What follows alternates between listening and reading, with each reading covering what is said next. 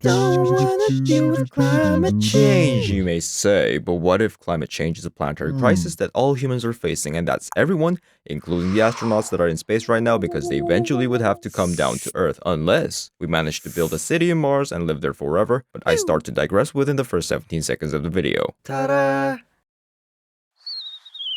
Okay, let's deal with climate change. You and me, let's ride less cars, fly less flights, and do more recycling. Ta-da! We just solved climate change. Woohoo! Wait a second. I'm just a person, and you're just a person too. What about the other 66,435,600 Brits? How are we going to convince all of them to go green? You know what? Maybe the government should step in to deal with climate change. They come up with things like the law and regulation that solves problems, right? Let's let the politicians solve climate change for us. That way, you and I don't have to deal with climate change anymore. Ta-da! Oh, sorry about that. Politicians can sometimes be in denial of climate change. It's probably the lobbying. Boo. Well, let's get involved with politics then. Just see who cares about the environment, vote for greener policies, join protests, and show that we exist. Let's tell the politicians that they better deal with climate change or they are going to get replaced. And yeah, I think we actually solved climate change this time. My bad. I forgot about the other 194 countries out there. On a side note, the UK only accounts for 1% of the annual global CO2 emissions nowadays. How do we tell other countries to deal with climate change? Oh, I know.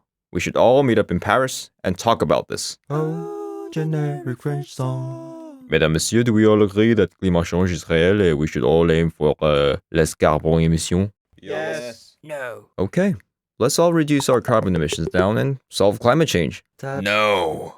Says India and other developing countries. Well, they said yes in the end, but why would they say no? Because historically speaking, the already developed civilizations grew their economy by burning fossil fuel throughout their industrial revolutions. Therefore, it would be fair to say that developing nations of today, such as India, demand the same rights to do the same. Plus, the extreme weather events that came along with climate change. At this point, you might be thinking that I've went off topic all the way to Paris. We were talking about how we can deal with climate change, right? Yeah, but hear me out. What do you think the best way is for everyday people like you and me to deal with climate change? We can't think about climate change all the time. We've got lives to live. Time is priceless and we're all busy people. If that's so, shouldn't we think of what the biggest bang for the buck is? The biggest change that we can make as a person? And I say, the biggest, fattest bang for the buck is in Westminster. Therefore, we should care more about who we send to these places. It's the P word and the V word. Politics and voting. Wouldn't that be the most effective way for us to deal with climate change? In short, it's not really about us as individuals, but rather us as citizens of a society that should deal with climate change. And yeah, I think this is how we should solve climate change.